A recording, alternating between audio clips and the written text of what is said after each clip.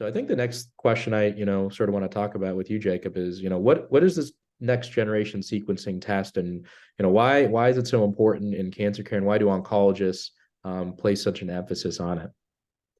Yeah, I think you made an excellent point. I think germline mutations, right? Those are cancer syndromes. Those are things passed down through, families.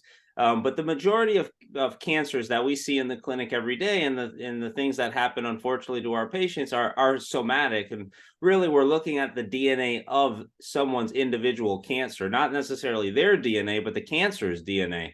Right. And what we've been able to do over the last, 2 decades really is, we have the light microscope, and that's how we've diagnosed cancer for the last, I don't know, 500 years. We've had a light microscope, but recently we've had a molecular microscope, so we can really, narrow down and see what is actually driving the cancer, what is causing the cancer to, what went wrong in the blueprints. And when you think of next generation sequencing, I kind of think of a book, right? I think of, we were able to look at a textbook and say, like, this is the cancer. And then we got better with science, and we could say the book has multiple different chapters.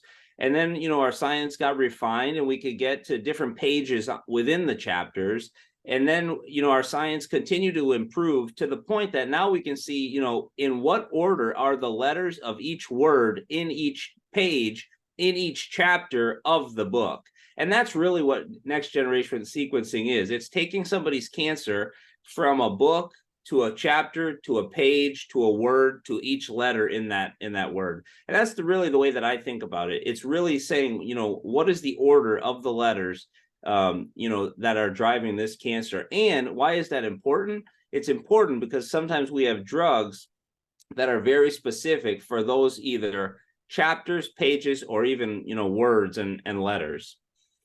And I think that was, that was beautifully put. I think it's very important for us to sort of know the biology of the cancer that we can learn to treat it better.